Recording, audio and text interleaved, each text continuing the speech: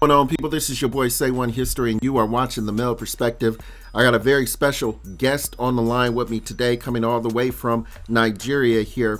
I was talking to this brother, and very intellectual. He actually has a book coming out. I'm going to get straight into it with no further ado. Here is our man, Henry. What's going on with you, sir? How you doing today? I'm doing very well. What's up, Rodney? How are you?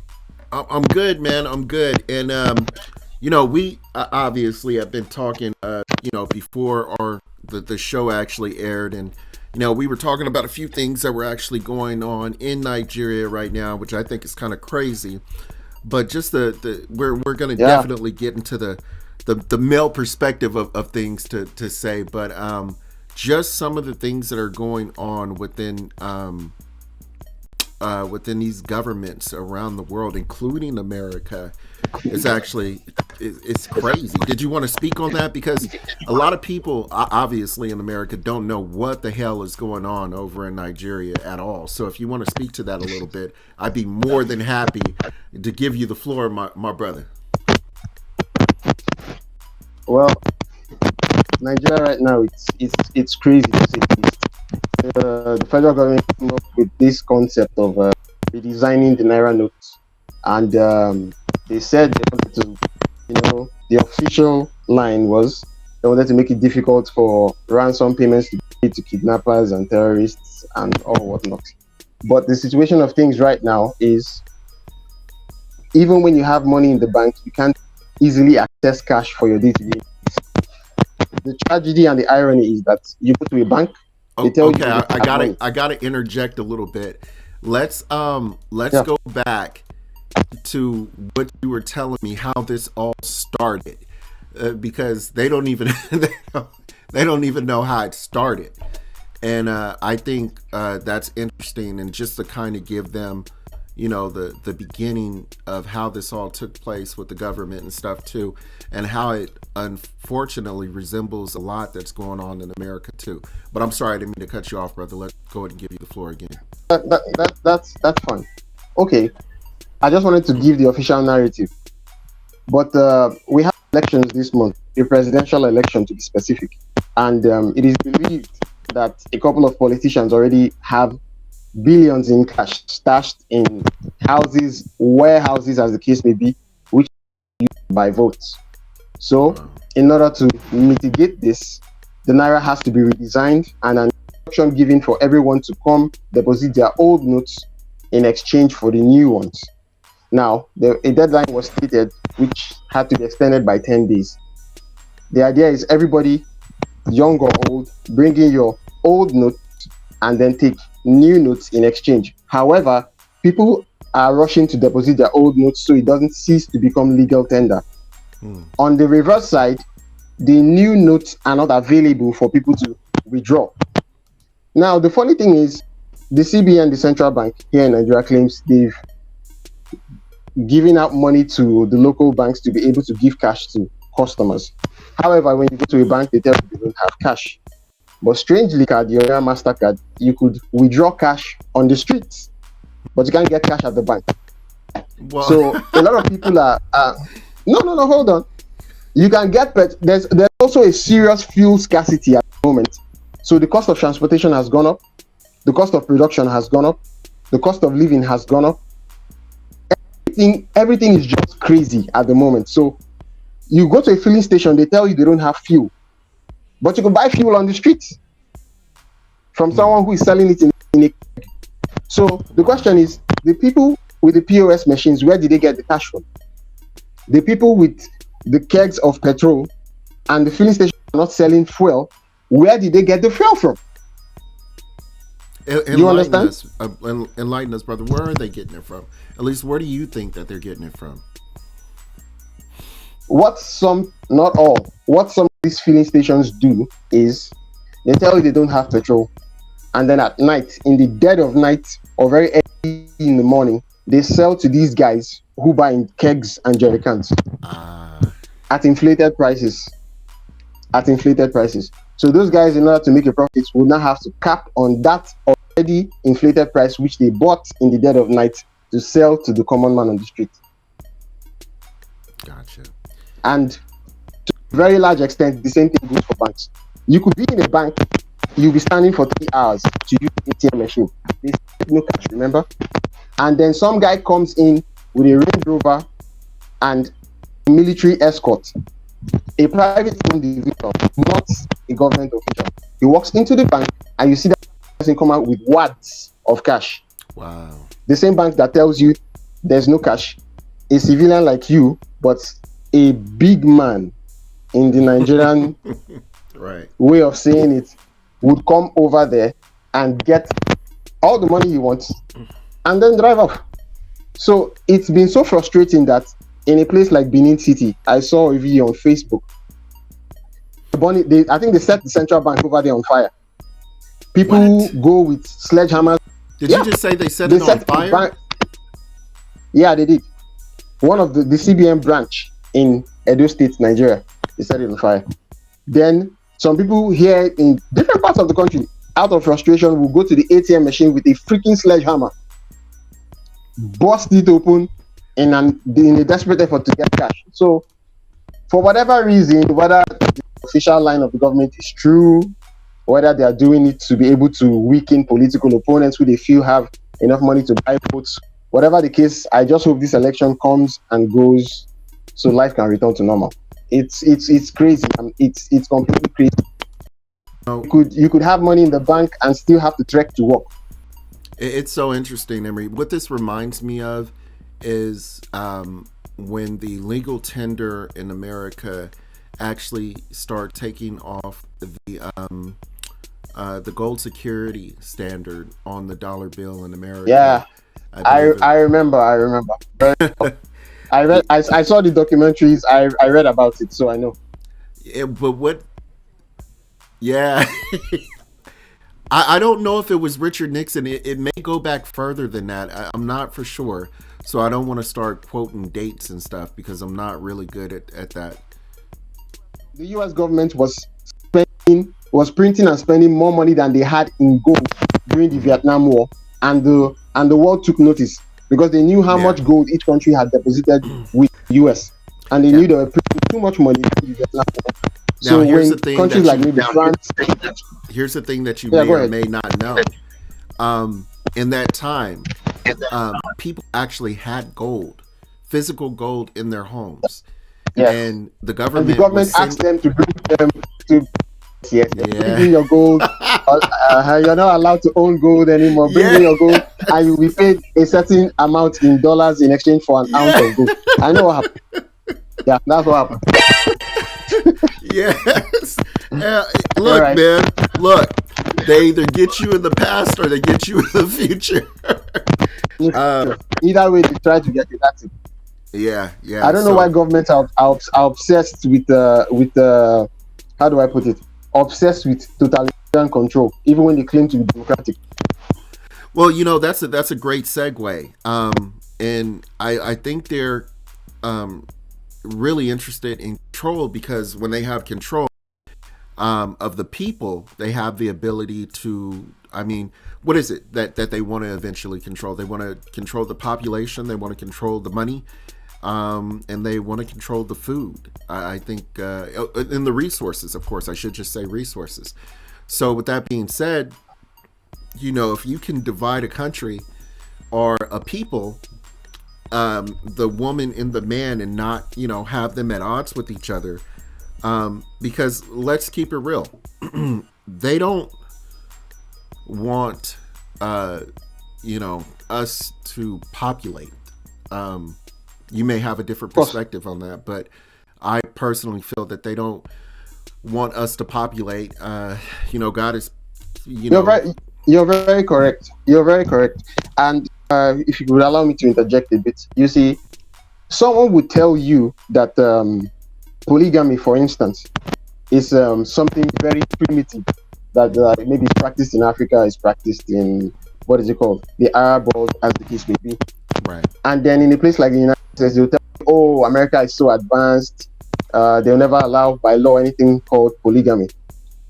But they would allow a human being that is a male to marry another man.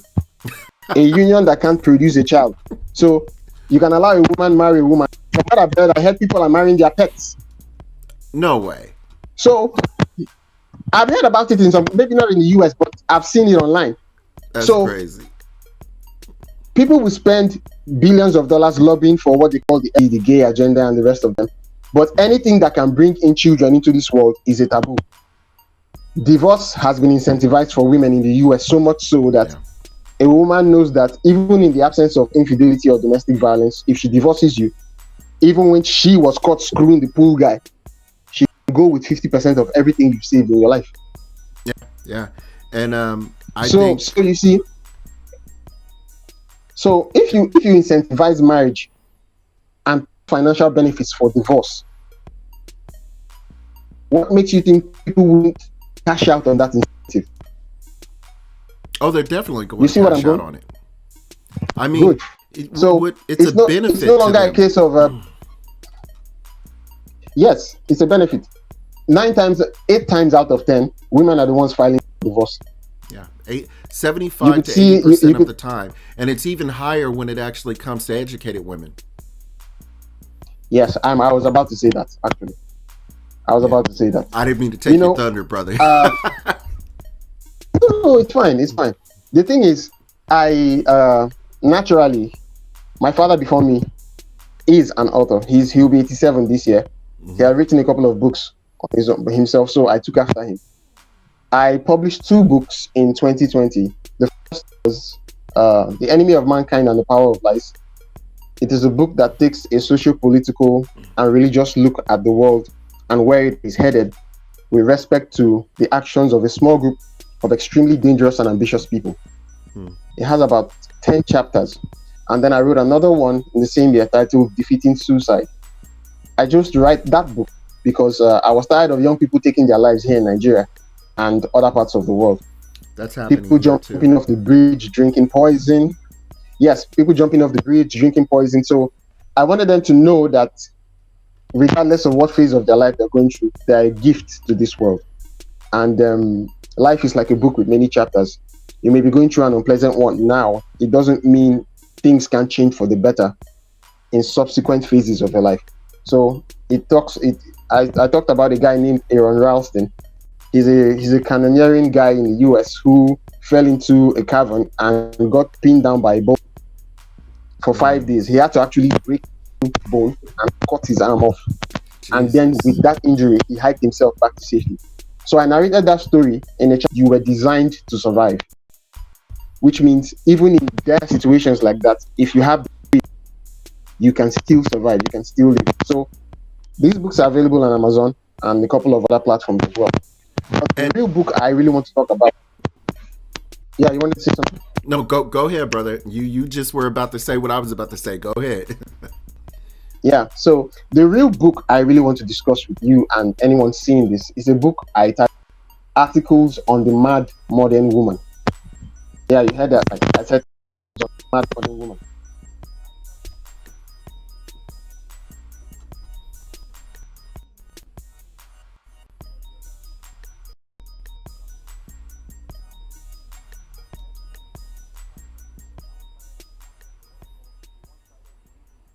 Of people, society, the church, everywhere you go, it's either everyone is interested in the woman's side of the story. And if a woman divorces a man, she's strong, she's endured years of abuse, she's taking a walk because she's trying to live her best life. Everybody makes an excuse. If the man should divorce the woman, he's an asshole, he's beat, you know how the story goes. Absolutely. So yep. I decided to say, you look at many child custody cases, the man is fighting to have access to his children, while the woman is fighting to get child support and alimony. So the man is fighting for access to his child or his children, while the woman is fighting for money. And then, if you look at it a bit further and in depth, you also find out most of these women spend the child support money on themselves rather than on the child. Yeah, I don't know if you're aware or not, but they actually have an act going on right now where the men in America are trying to get it to where they can have some type of financial disclosure of where their money is actually going to. They're actually trying to pass a bill right now where in America, the child support money cannot be spent on like by the mother. alcohol or getting your nails done or something like that. It actually have to goes to the kids. Now, it'll probably never pass, but it'll probably never pass. But you know, that is something The I like to. feminists, the feminists in the United States are going to keep it down. I promise you. I promise you. Yeah. When you have people like AOC in Democratic Party in Congress, don't worry, they'll shoot it down. Yeah, yeah, I'm sure. They'll shoot it down. Yeah. You know, when you have yeah, go ahead. Go ahead. I'm sorry. Go ahead. When you have some of these chicks in political offices, like you've heard of Rollo Tomasi, right? Author of the book titled The Rational Male. No, I haven't. He has a YouTube. You should look him up. He, on one of his YouTube interviews, he said something. He said, when you have these modern women in political office, their first line of thought and loyalty is not necessarily to their constituents. It is to the female harem, so to speak. Let me explain what that means. It means the woman comes into power. She's thinking of how to change divorce and abortion laws to favor women. She's not thinking of how to reduce taxes or how to reduce infant mortality rate or whatever other problem that may be plaguing her constituents. The first thing they usually go for is abortion laws and how to tweak divorce laws in order to strangle men further. Yeah. So I decided to write this book. I don't know if you have the time. I wanted to read out the chapters to you. Go right ahead. I'm gonna actually do some searching here for something else, and we'll go into that in a moment. But I want to give you that opportunity to kind of go over the book. So absolutely. Okay, it has 12 chapters. Chapter 1, cultural identity, religion, and the marriage union. Chapter 2, history of female subjugation. Chapter 3, capitalism, wars, and the emerging female workforce. Chapter 4, lies you were told about women. Chapter 5, basic cooperation and agreement versus female emancipation. Chapter 6, polygamy versus hypergamy. Chapter 7, the new cultural war and the feminine army. Chapter 8, her love for you may destroy you. Chapter 9, divorce projections and the she economy. Chapter 10, old age and female mental recalibration. Chapter 11, my love letter to Eve. Chapter 12, if I were president for a day. You know, I want to actually speak to something that you actually just said, and what I want to speak to is the I don't even know how to say this. I want to speak to I want to speak to the ability. I don't know if you've actually heard of this gentleman. He calls himself the lead attorney. Have you heard of him before? What's his name? He's called the black man from America. He's an attorney, and he's a divorce attorney. He usually defends black men in court cases that have to do with child custody and divorces and whatnot. And he usually goes over laws. He has a YouTube channel that goes over laws that actually discuss a lot of the different hidden laws that are actually in some of these bills that they pass. One of them he was speaking on was in reference to who actually decides how much money gets distributed to the woman. And what he was saying in basic terms is that the judge and the attorney that was actually given to the divorcee woman. So by the way, the state pays for the attorney for the woman, and then the judge, the attorney, and the woman discuss how much that the man should have to pay to her in reference to child support. But he has no say in how much and whatever's going on with his money. I find that really interesting, just based on the fact that And when a woman stops talking to you or stops dating you or whatever the case may be, you have her access to you is completely cut off, which rightfully so it should be. But I find it interesting that a man cannot stop his obligations of contributing to a woman, even though she could potentially have another man in the house. So you'll have to take care of not only her, your kids. The money won't go to the kids. But the new man as well. She'll have, and the new man will be working, but they will still all benefit from her, from your divorcing you. Yes. Exactly. So Yes. You're paying for your ex-wife and her new boyfriend. Yes. And then it causes so much strife if you decide to actually get into another relationship, because now you have half the money, half the assets.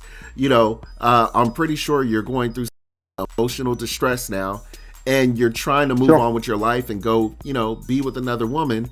But it's extremely hard because you have half of the resources you had before. You have a financial handicap in perpetuity in some cases.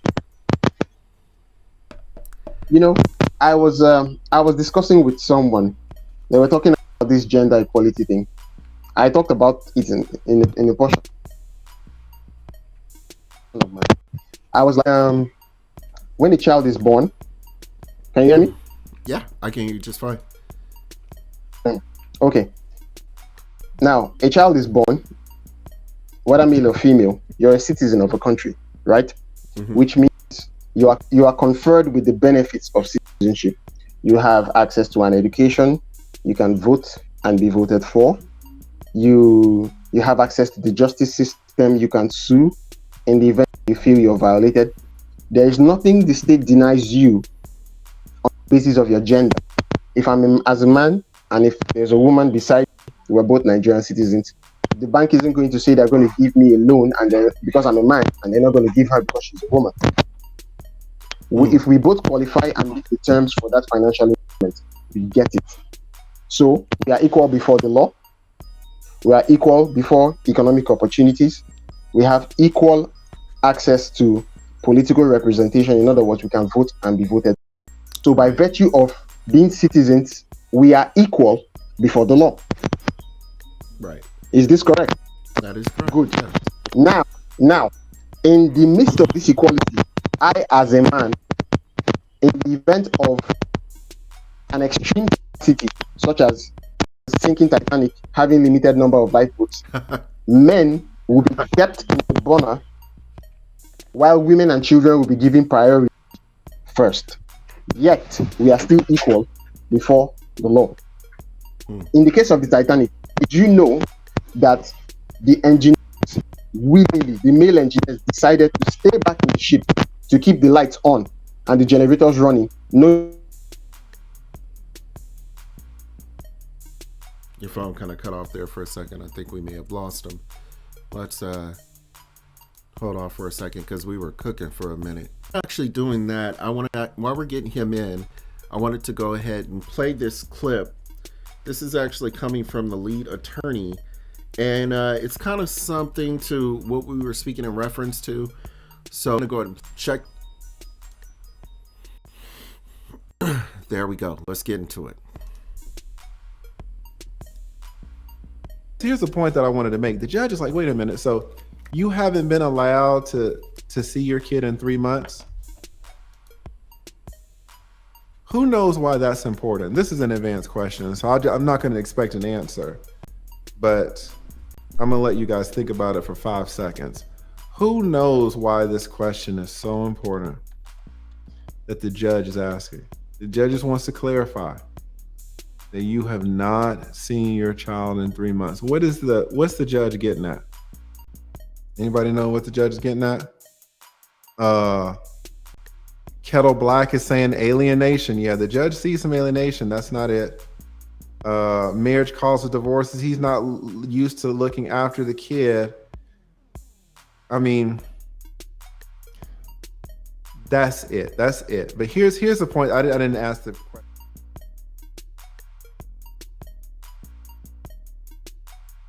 right? Marie got it. Here's the thing. The fact that the mom didn't let him see the kid for 3 months, what does that mean? It means that he's not used to looking after the kid. What does that mean? It means that the kid and him, this is really the answer, guys. It means that they don't have a bond. That's the real answer. So actually, Marie, that's not the answer. You could not have a bond with a kid and know how to raise a kid. They don't have a bond. So if they don't have a bond, what is that going to mean for visitation? The judge is planning on giving him less visitation because the kid doesn't have a bond with the father. Here's the question. Why does the kid not have a bond with the father? Is it the father's fault? The same father who was showing up at the house, the same father who was showing up at the house with the police, the same father that just had to rub the sole of his kid's foot for 10 minutes. We feel threatened. The fact that the kid has not bonded with the mom is completely the mom's fault. It's not the kid's fault. Certainly not the cop's fault. It's not the father's fault. But the fact that there's no bond means that now he has to get less visitation. He's going to get essentially punished for the mom not allowing there to be a bond with the child. I'm telling you, light-skinned women will do it all the time. I'm just telling you, this is not a light-skinned type of thing, man. Dark-skinned white women, Asian women, it's just and then the judge will turn around and say, well, we got to give you less visitation starting off.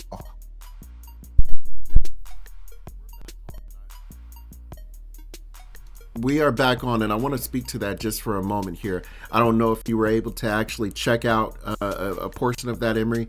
We got cut off here.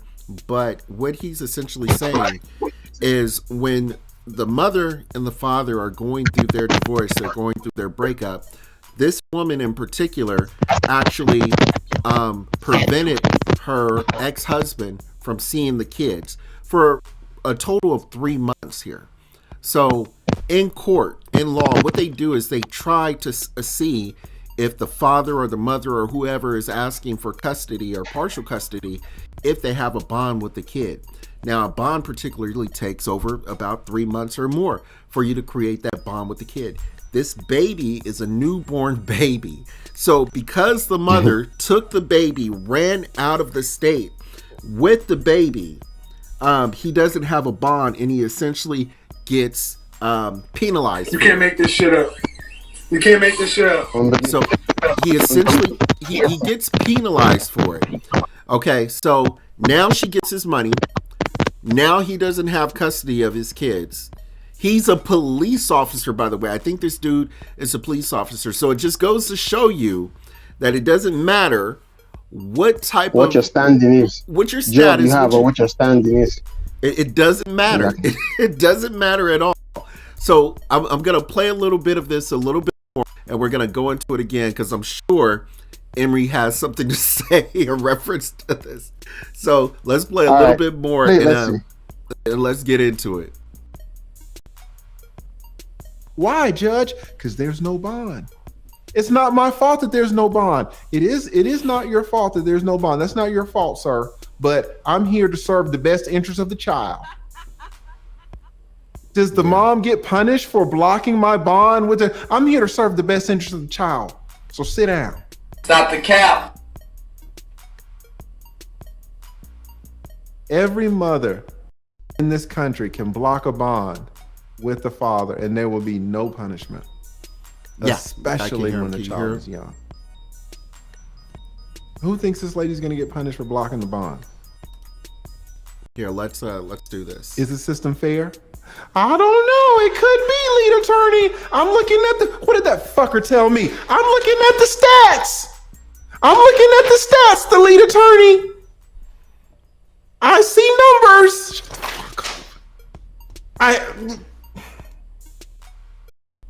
He's a man of Christ.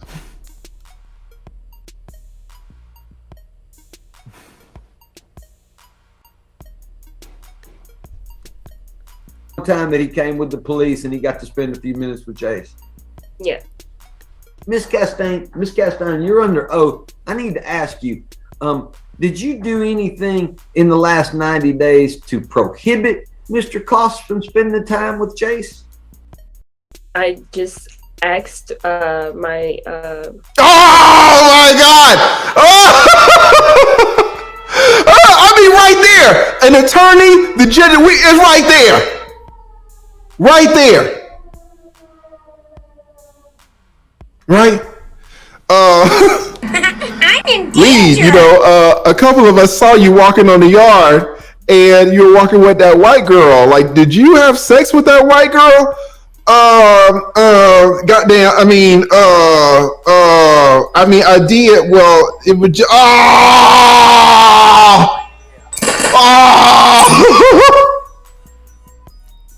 All right. Let's get into it, Emery. I mean, what do you think so far, man? Well, I think it's terrible. The phrase divorce rate didn't come out from thin air. It came from somewhere. Yeah. Now, is it You know? obviously we have different systems in our respective countries. Is it similar Yeah, to okay. this in your country? Is this something that you actually have to worry about over there?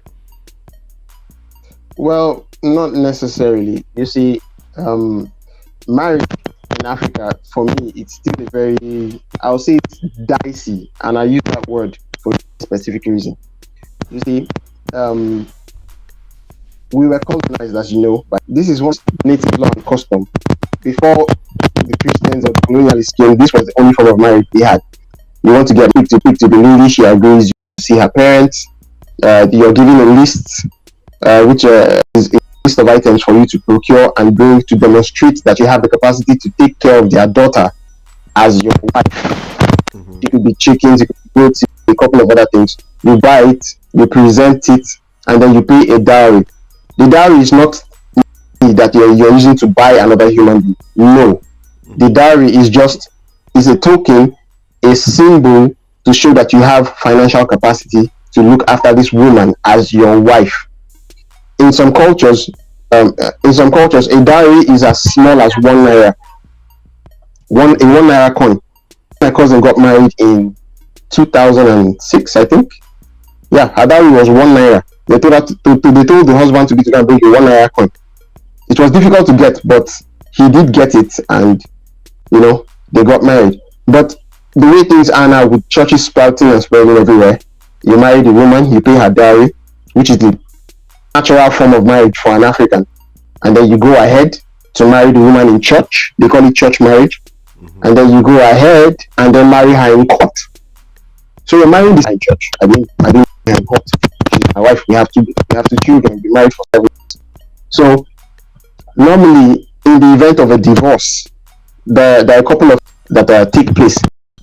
If the man and the woman got married in court, and in some cases the union isn't up to a year, the judge might tell you people to stay separate for another year before he grants a divorce, in the hopes that there may be a reconciliation.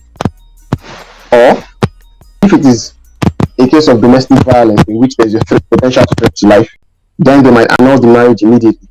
Okay. But the downside to this is that if the court gives an instruction that both of you should be separated for a while, you're still legally married, and that means if you're married to a very vindictive man or woman, even after you filed for a divorce, as long as it hasn't been granted, you may have a new lover, and your legal spouse continues to harass and embarrass you in public.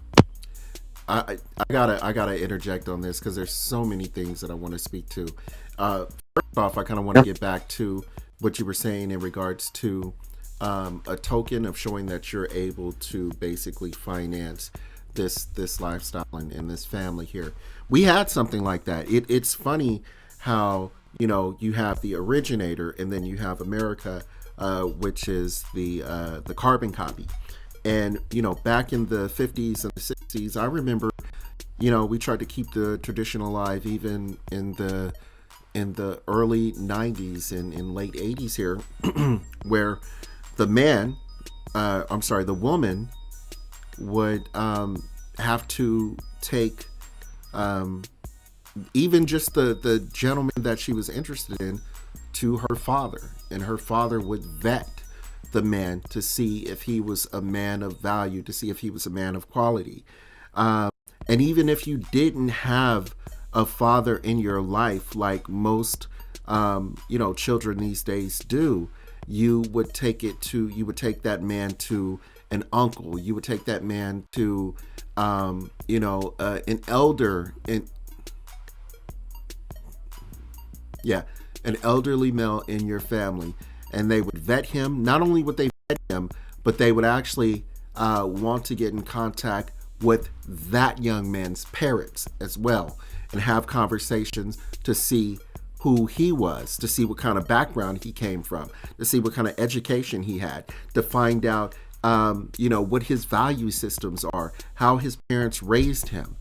Once they concluded and got all of that information, they would have a conversation with the daughter, and they would say, hey, this is what I've concluded. This is what I've come to. This is what I understand after vetting this man. He is not good for you, or he is good for you. Now, one of two things would happen in this particular situation. One, the daughter would take the advice of her father, and then everything would coincide and go smoothly for the most part.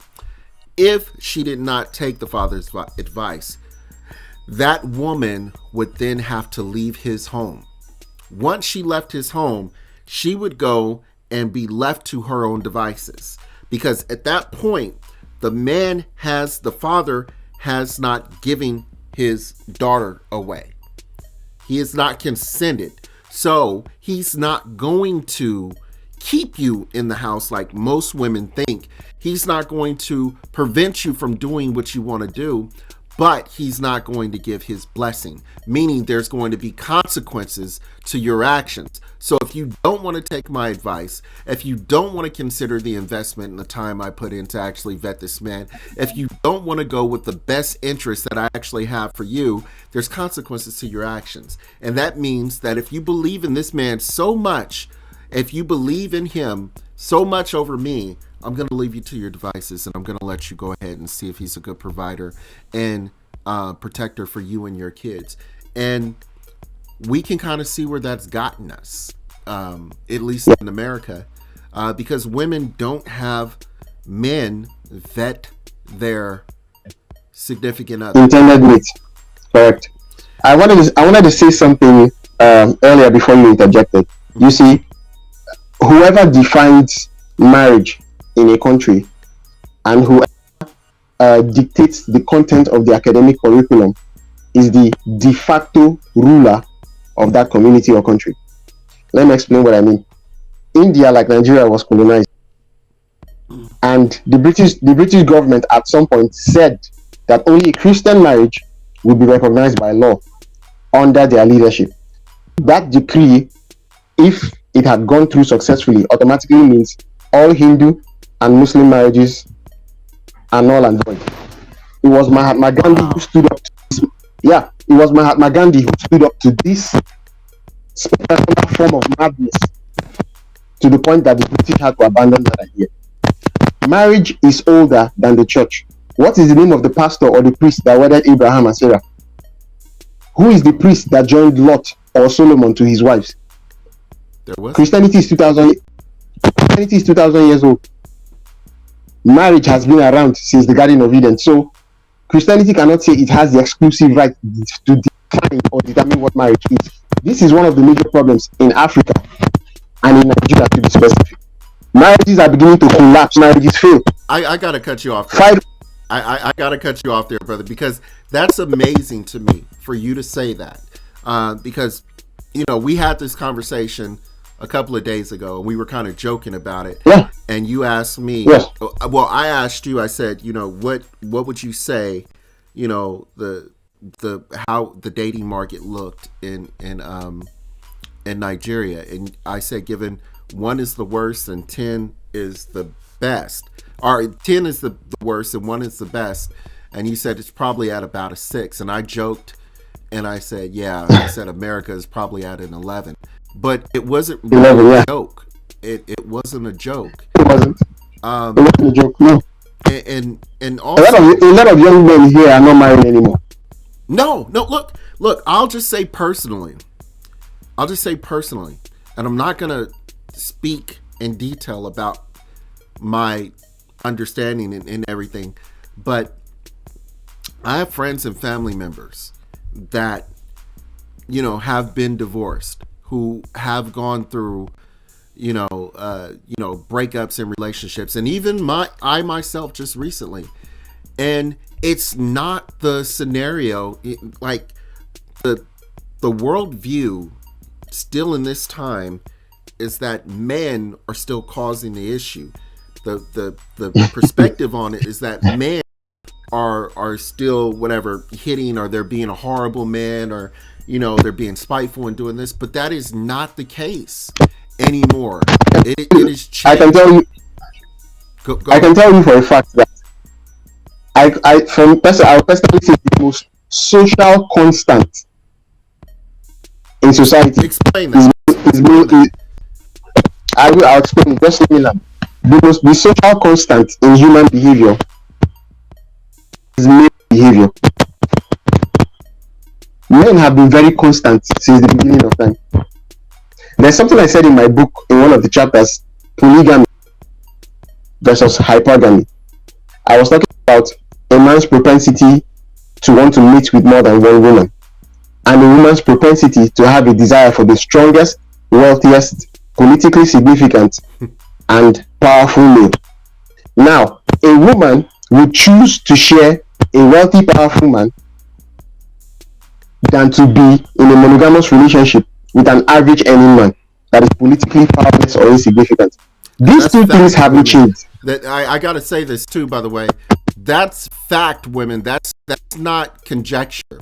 This is data based on stats. You can look this up. So it's called hypergamy. Women will look for the best, strongest, whatever they're looking for, and they will take that with a man who cheats, whether they agree to it or not. They will accept it over a man who is actually going to be monogamous, going to be faithful to them, but it's not something they want. It's basically the good guy, bad guy situation. And men always, the men that are the good guys, they say they finish last for a reason. But I'm sorry, I didn't mean to interject. Go ahead, Emery. Fine. So I was saying, just like you added, she would choose a man that she knows has multiple women. He's wealthy, he's powerful, he's politically significant. She knows if she goes to him with a financial crisis, he can resolve it. If she goes to him with an emotional problem, if she goes to him even with a legal problem, he has the capacity to intervene and turn the tide. She will choose that man over somebody else who may be very faithful, but however does not wield the influence that the wealthy man wields. Which is why I said earlier that the most social constant in society is the man. What has changed in current society is the I'll say the perception of reality of modern women. Yeah. Let me tell you something. It's not this current society that women started making money. Women have always been making money. Women didn't just jump into the workforce because there was a shortage as a result of the Second World War, in which up to 19 million women became factory workers in the United States.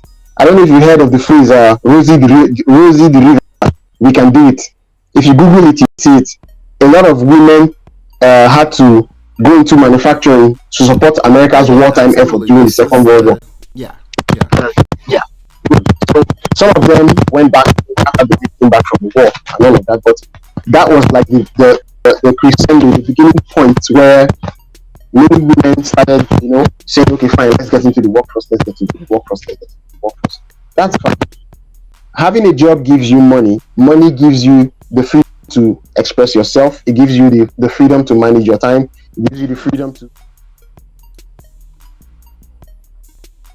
an individual.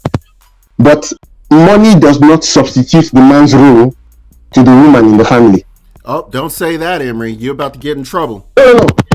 No, I like this particular type of trouble. I told you before. If it is this issue, I don't want peace. I want trouble. Now, let me say something. Hold on. Rodney, if you and I are equal before the law, like I stated earlier, you can have political representation, you can vote and be voted for, you could go to court and seek legal redress, you could study, get an education, whatever it is. That's fine, as a female. I don't know what's going on. I'm getting like some static in your ears. In the, I don't know if it's because we're moving. All right, what you might want to do is try to put the phone down. Oh no. Yeah. You have, okay, never mind. Yeah, okay. So it's the wires earpiece. when they move. It's the wires when they move. I don't know if you're touching, but if you can try, I know we're moving. I know we're discussing, but if you can try, because I want to make sure that people are hearing what you say. Can you hear me? I think it's important. Okay, I agree. Can you hear me clearly now? Yes. All right. So let me continue from where I stopped. Like I said, you and I, male and female alike, were equal before the law, right? Correct. But in the event of a supreme emergency, if a sinking boat doesn't have enough lifeboats, I would wait behind for you and the children to board that boat first. So society places more value on your life as a female than mine as a male. Yet we have equal opportunities before the law. The men in the Titanic ship volunteered to stay back and keep the generators on, knowing it would give the women the better chance to escape. They knew they would die when they did that, but they did it anyway. In the event of a war, a woman can travel abroad and start a new family. But as a man, I will be conscripted to go and fight and die. We are equal before the law. That's not equal. It is men that are good. It is men that are keeping the nuclear power plants operational for you to have the electricity, you see. The superstructure of society is being held by the blood and sweat of men, not women. Do you understand what I'm saying? So, look at Ukraine. The men can't travel, but the women can leave and shake their butts on Instagram in a foreign country. Yes. So, you find out that the biggest lie that these women have swallowed is that being a wife and serving your husband in the home is equivalent to slavery. To be kind to a man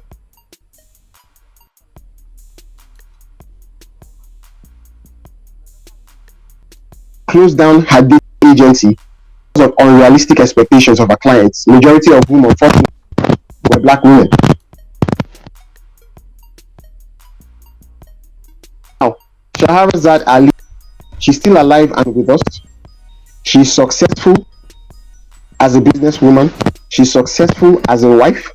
I can call her an elder because she's an example of what black women should, or any woman from any other race should aspire to be. Mm-hmm. For over 20 years, she published the book, The Black Woman's Guide on Understanding the Black Man and the Black Man's Guide on How to Understand the Black Woman. She said in her book, her words, not mine, she said that the rebellion of the black woman against the black man's authority is the primary reason for the collapse of the black family. I'm not the one that said it. If you buy her book, you can read it. And I bet she got shitted on. Yes, she did. Now, this is somebody. Let me explain something. When you want to talk to young people, you call an elderly person to speak to them for two reasons. One, they would want to listen out of respect, and two, that elderly person has more experience than them. Right. Shahrazad Ali has been speaking to black women in the United States for more than 25 years. Let me interject and please make sure you put a tab, so to speak, and remember where you left off, because I want to go on a quick rip here in reference to this. And I just want to speak to the American viewers that are actually watching this right now. We don't have any elders anymore, and that's not by accident. And even if we did have elders, we wouldn't respect them. Now, I'm old enough to know, and I'm not going to tell you my age, but I'm old enough to remember when we had grandfathers like Samuel L. Jackson, not Samuel, Jesus Christ, Kevin Samuel L. Jackson. I don't know where I'm going with that. But I remember when we had elders like him, and he would check the females. I mean, he would get on them. He would even, like, I even remember, uncles and stuff calling the females, younger females in the family, or not calling them, but saying, "You're acting like a hoe." Like, he would literally say, "You're acting like a hoe. Stop that, or I'll beat your ass." Like, he would be rough and raw with the women. And it was something that I think was needed, because men get checked all the time. Men get chastised all the time when it comes to something that we're not doing correctly, or something that we can improve on. You see this in the military. You see this when police interact with us. We are constantly checked and corrected for anything that needs to be corrected, and rightfully so. But where and when does the woman get checked? She can't be checked by the man, okay? She can't be checked by another woman, because another woman is just that B word, and they don't take that from another woman. They don't respect an elderly man. 9 times out of 10, an older man is still trying to get in their pants anyway, so they don't have any respect for those men over here either. And the only people that they listen to, get this, the only people that they listen to, and I'm speaking in reference to these younger girls, these girls that are 18 and younger, and maybe in the 25 range. They're listening to these artists.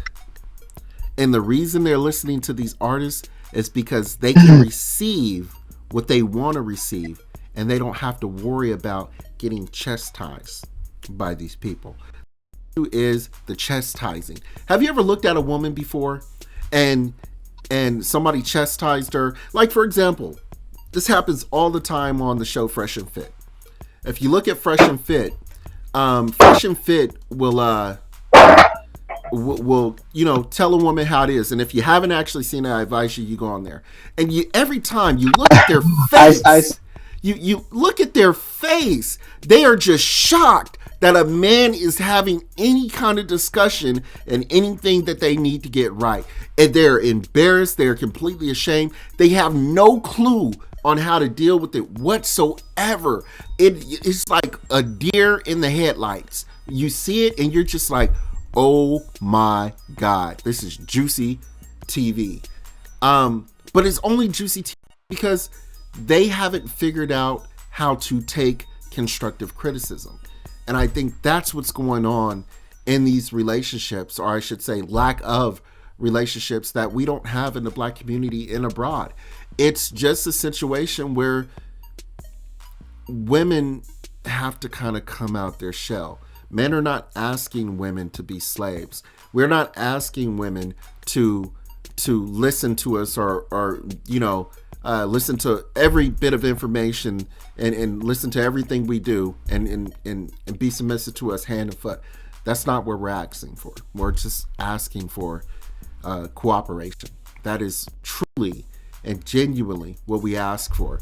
But the fact of the matter is that one person has to be the head. One person has to be the leader. Okay. You are my counsel and you are my you are my advisor.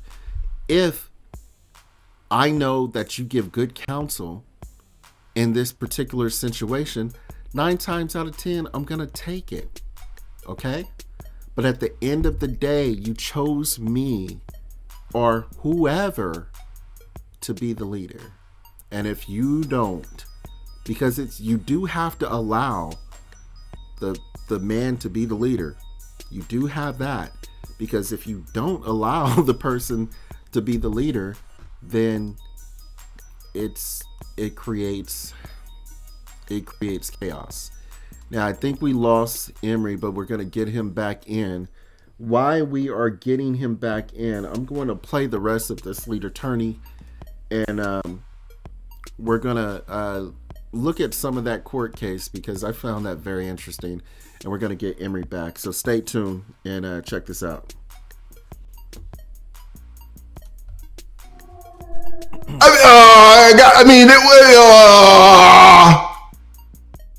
That's all I need to hear. If you got a good ear, I don't even need to hear the rest. That's all I need to hear. Right?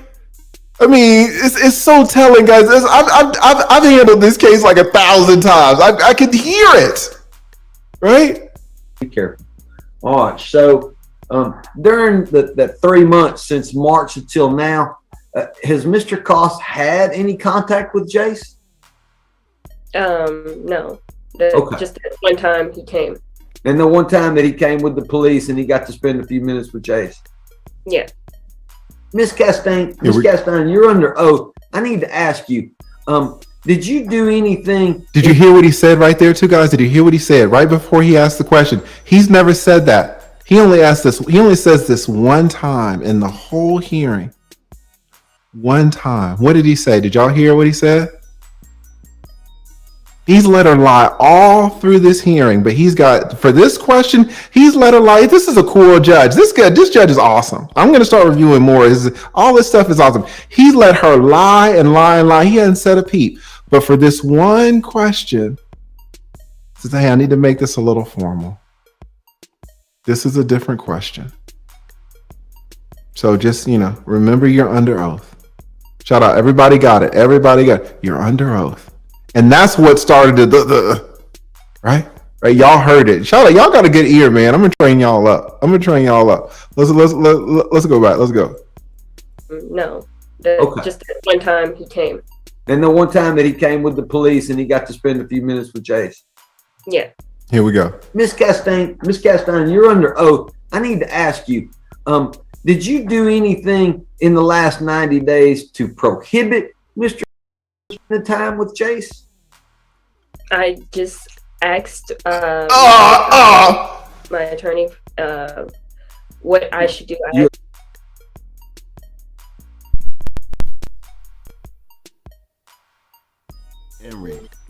Emery, what you? Yeah, I know you got something to say in regard. I know you do. I didn't hear most of it anyway, but I don't know what happened with the volume. Oh, I'm sorry. So basically, the judge reminded her that she's under oath because she's essentially been lying the whole time in court.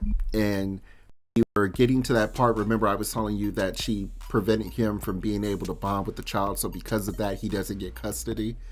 So the judge is saying, now remember, you're under oath. Have you done anything to prevent this father from being able to see his child? And she goes, I don't know. I don't know. Normally, yeah, go ahead. What happens in most relationships, particularly in a divorce, is most women try to weaponize the child against the father. They normally try to, as much as possible, deny the father access to the child, and in some cases, they end up weaponizing or brainwashing the child into thinking the father abandoned them. Meanwhile, the son is actually fighting to be in the child's life. He's a functioning adult, a functioning professional. He's not a adult of the child. But most women will still look for ways to rob you of that opportunity. And it's terrible because they're letting their emotions overrule the fact that it's mental and emotional reinforcement that child needs to face the adversities of life.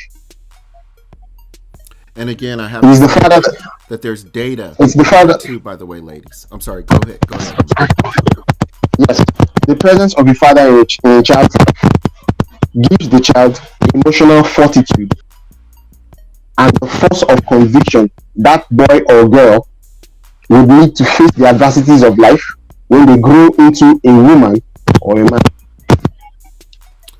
A father would allow a child to take certain levels of risk that the mother would not. It's biologically set that way. The woman is supposed to be the carer, Yes. the nurturer, and the provider, and naturally, she's going to want to protect that particular child. But The child. man understands that there You needs see, to I be. Go a ahead. balance. Yes, I told a friend of mine something once, a couple of months ago. I said there is a reason why society in the past didn't trust women with power. He said, "What do I mean?" I said, "Listen, in the Bible, a woman's love for the child is one of the few things that's used to describe the love of God because of how intense it can be. However, on the basis of the woman's feelings, she can choose that child, the father's access and involvement in his or her life, purely on the basis of how she feels, without giving regard to the potential consequence it would have on the child's emotional and mental development. So, if a woman naturally is supposed to love her child and is expected to do so, and in some cases put the child before herself, in the event that she's emotionally triggered in a divorce or in the collapse of a potential love relationship in which she had a child with a man, and then deny that man access to his child, if you are supposed to love your own child and you can do your child that kind of harm on the basis of how you feel, why should society entrust you with nuclear codes? You can harm your own child on the basis of how you feel. You can make that kind of decision that can harm your child, and if someone points it out, you wouldn't see it. What other decision can you make that can potentially destroy society that you blind to on the basis of how you feel? You can't. I don't know one. You get what I'm saying? So they just like female leaders and not necessarily insulting. They understand that if a woman is triggered, she can make a rational decision. Yeah, that's very I'm interesting. going to get a lot of hate for this. Yes, you are.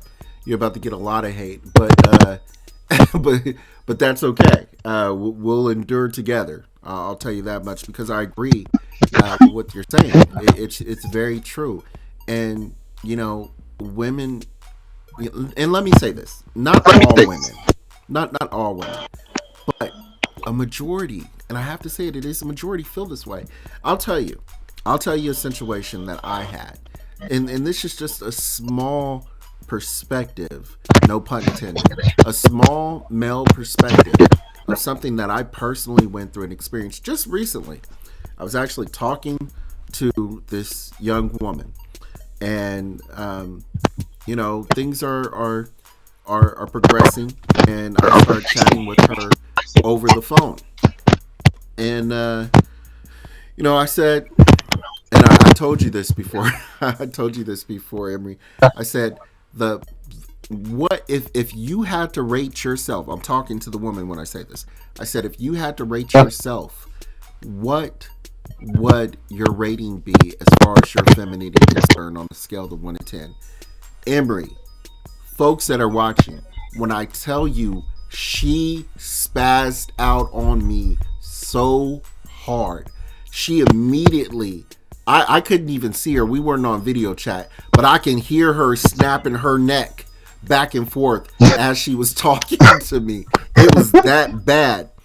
I let her go on for a little bit, and I said, you know what? My question has given me, and your response has given me all the information that I need. And it shows me that you are not a good candidate for being in a relationship. Men in my age are not looking for a hookup. We're not looking for a woman to just, you know, pump and dump, as they say. We don't want stress. It's universal. We want peace. Yeah. We want femininity. And we want cooperation. We don't want a slave. That was the word I was going to chip in. Cooperation. Finish. Yeah. I mean, it's as simple as that. And the fact of the matter is and I was just saying this before Emery got cut off here. We are not looking for a slave. I'm sure there are men out there that want you to wait on them hand and foot, and you should be able to tell those guys right away, generally, because they're assholes.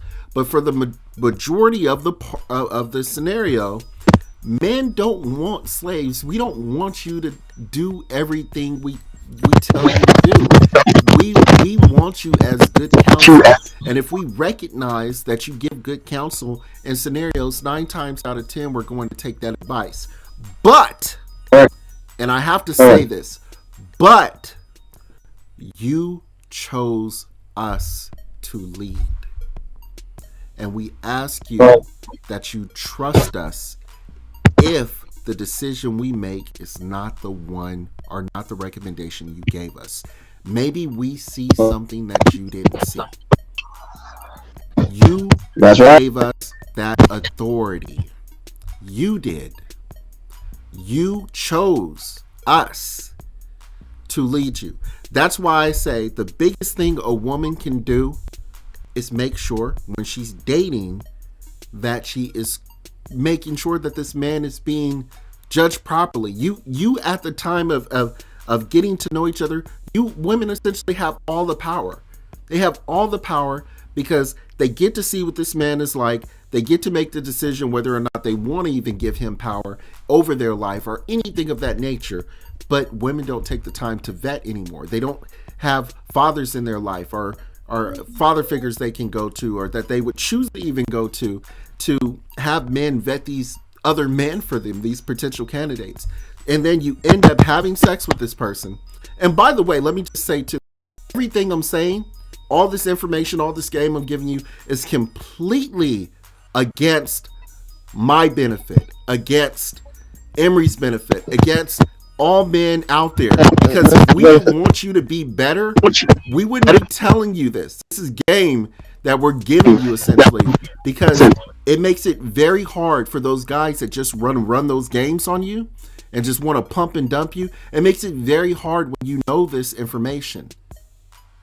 Like, exactly. We're trying to tell you the truth of the matter. And unfortunately, the fact of the matter is that God recognized that there needed to be structure. And he made a hierarchy. And if you look in any type of human history, they have followed. There's always a hierarchy. You look in the military, you look in the family, there's supposed to be a structure. Even in Animal Kingdom, you could even look at animals. Look at the gorillas. There's a structure. Go ahead, say that again, Henry. I'm sorry. I said you could look at animals and think of them. The gorillas, the monkeys, the bonobos, the structure. You have alpha male leads the pack. He fights off the rivals. He protects the women, the children. You follow. The system in place. You don't need to be a rocket scientist like Albert Einstein to know that there's supposed to be order. You're still women telling you, it's still a little bit staticky. Watch those microphones, because I really hear what you got to say. Can you hear me now? Yes. Okay, good. I got rid of the earpiece. Now, I was saying that you don't have to be a rocket scientist to see that there's structure in every other primate life form on Earth. Whether it's the gorilla, whether it's the chimpanzee, whether it's the monkey. You have the alpha male that protects the grizzly bear, for instance. He protects the females, he protects the children from attacks. And they tend to the young and the like. That's very base, but it's something you can look at for reference. They're primates like us. Mm-hmm. Now, the fact that women now work has changed that role. The fact that you can go out to work and get a job doesn't change the fact that if we do not procreate as a species, we die off. And when the child brought into this world, the woman naturally is the primary caregiver. Yeah. Because for the first few months, she's the one to breastfeed the child. Even if you choose to use a baby formula or whatever the case, the woman is still the one that tends to the child. It's just me. And I wanted to add something as well. You see the way society is today? Yeah. There's a reason for it. We would when next we have another live session, we would have that discussion in detail. I'm glad you brought that up. A woman does two things. She follows the leadership of a strong man in the capacity of a father or a husband, or she will follow whatever society permits. Let me say that again.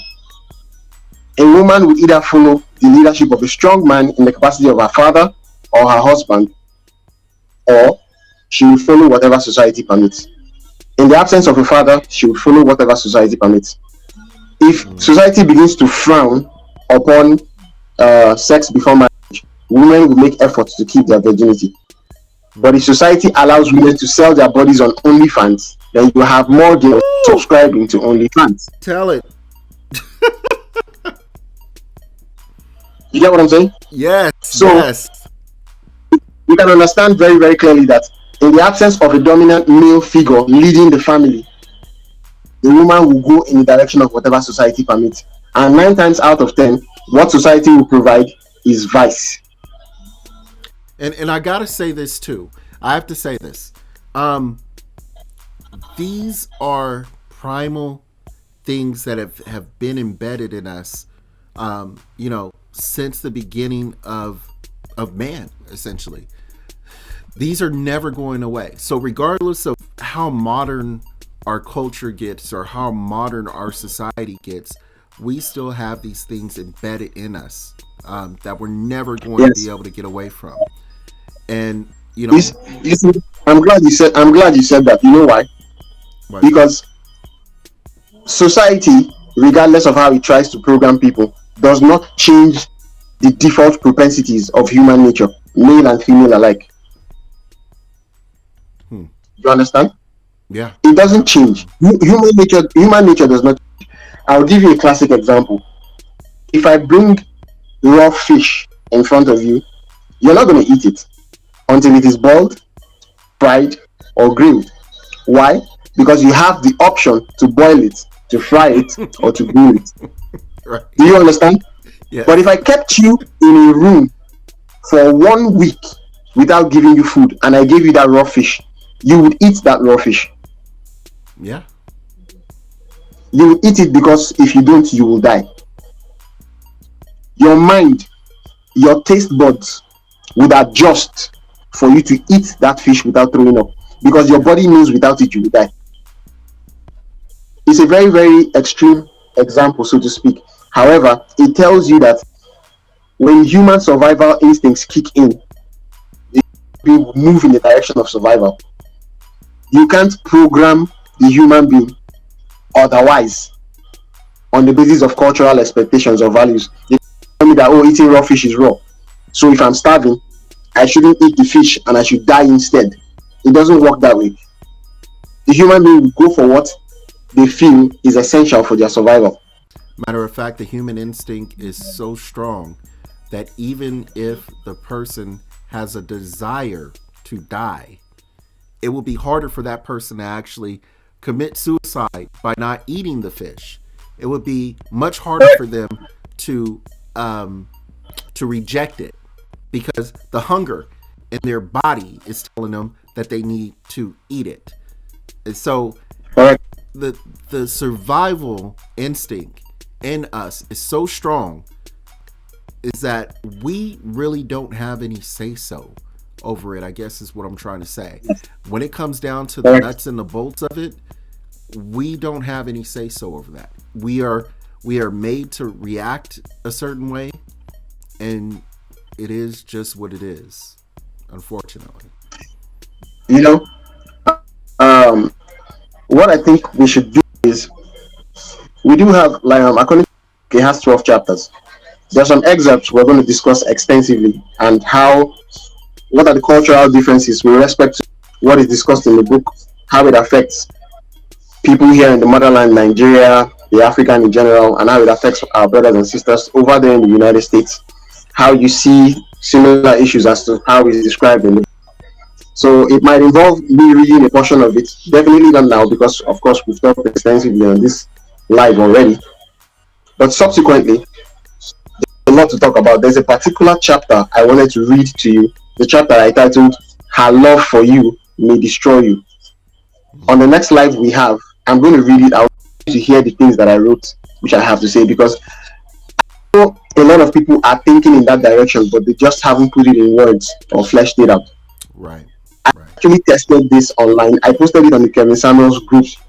I post that's just exclusively for Americans. I posted it on another group exclusively for Africans, and I was watching the response from the group. So I think on this live or in subsequent lives, when we do have another one, I will read it out to you, so when the audience hear it, they can debate it after now.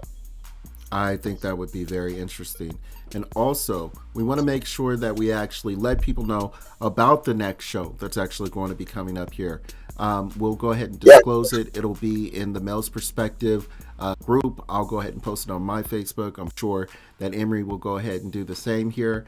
But we definitely want a group, a panel of men, a panel of 4 men and a panel of 4 women. We're going to discuss topics in reference to the male's perspective, but we want women's opinions on them. We want to have a dialogue between you guys so that you can understand us and we can understand you. It's great TV, it's great entertainment, but it's also a great way to gain knowledge about each other. Exactly. My point exactly. You know, we're gonna. Yeah, I said you've done noble. You've said exactly what I have in mind. You know, it's very good for people to cross-fertilize ideas. I might have an idea in raw form. You might have the muscles and the sinuses to put on it. Somebody else might have the skin. Somebody else might have the eyeballs. You know, everyone coming together and then molding the sculpture together into something beautiful. So it's going to be lovely.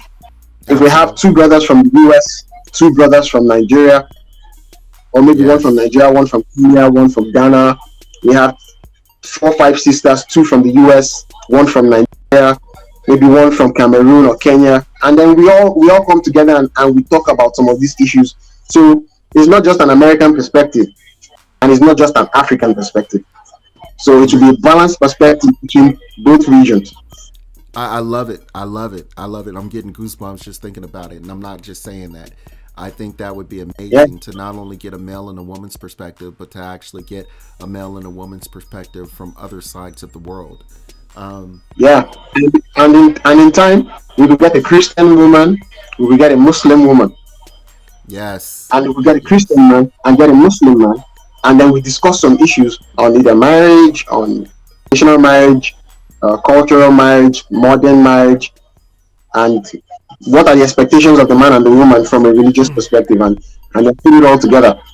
And here's another thing too. When we first started this, I kind of did this in probably a way I shouldn't have did it. I sent out a message asking anybody that wanted to be on the podcast. Probably shouldn't have went like that. But, there were some people saying that, this isn't going to work. It's going to fail. You shouldn't have did it this way. You should already have it set up. Granted, no disrespect, no shade to that person whatsoever. I actually agree with them in a lot of cases. But I think doing it this way is basically just a starting point, man. And, once you have a starting point, as long as you have the will and the desire to move forward, it doesn't matter how you start. It really matters. It's about how you finish, as they say. Do not despise the days of little beginnings. So the good book says. Yes, sir. And I wanted to just say too, that the ability to be different from these other podcasts are, I don't want to say, the word I'm looking for is beneficial, because I believe that every person that has their own platform that's speaking in reference to this, they have their own sector and they have their own role to play, because we all have a role to play. We all have some information to give. There's stuff that Emery can talk or speak to that I can't speak to. There's stuff that I can speak to that Emery can't speak to, and vice versa. Sure. So I think when we have these platforms and we have them, just popping up over the internet all over the place, no one is going to be doing what me and Emery are doing, which is making sure that we have people from other countries giving their perspective, and it's not just an American perspective, because that's normally what we get, whether it's in another country, because America has its media clause, so to speak, on the world, and we're interjecting, what little values we have left, if we do have any at all, on the world. And you can see this modernization start to happen around the world that is really not beneficial, because you can come back to the source and seeing we're not doing what we're supposed to be doing. So why would we want that to spread to the rest of the world? I think we need to be Right. better. You see, Go ahead. I'm sorry. I'm glad. Sorry to cut you. Glad you brought this up, and I'm going to tell you outright. This woke feminism you see spreading like wildfire, I can tell you it has nothing to do with female rights, but it has everything to do with the division of the traditional family. And I wrote about it in my book extensively, as a matter of fact. So where do Feminism, you think as that's it is coming today, from? Where do you think that's coming from, Emery? the people behind the LGBTQ movement, the people behind the gay agenda, are the same people behind the feminist movement. What do these three things do? They destroy the traditional family. That's what they do. The people who put the guidestones where it is, who want to depopulate, they don't want people reproducing. They don't want people marrying. They don't want the man and woman getting along together. It's a very deep subject, and it's not the one we'll discuss today. But I can assure you, it is in the pages of my book, and it is fleshed out extensively, item by item, method by method, and the tools of the trade which they use. You know what? You told me to grab that book, and like I said, I read a little bit of it. I didn't actually get the opportunity to read all of it, but Go we've been after this discussing. podcast. You know what you do? Read chapter 7.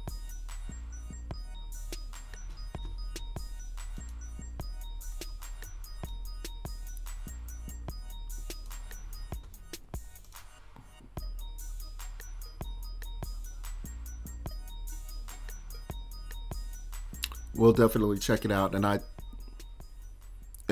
think on that note, guys, we're probably going to end it here. We usually try to go about an hour and 25 minutes. We're actually at an hour and just about 30 minutes, but that's okay because I think we had a real good discussion in regards to how this actually started. I think we had a good discussion on where it is in this particular point in time in history.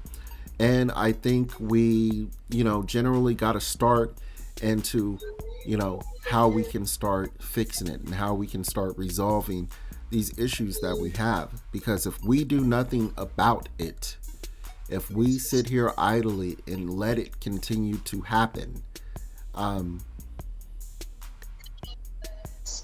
it's not going to be good. If it continues, if the family collapses, society will collapse. It's a predictable outcome. And the collapsing societies you see today is a result of the collapsing family. You can't have one without the other, folks. Exactly. The foundation goes into the ground, which is the. With that being said, you guys, we're going to let you guys go. We appreciate you watching the show. You are watching The Male Perspective. I've been your host, Say One History, your guest host here, Emery. Let's go ahead and wish everybody a good day, and we will see you guys later. Stay blessed, y'all. Yeah. Thanks, Ronnie. See you tomorrow. All right, brother.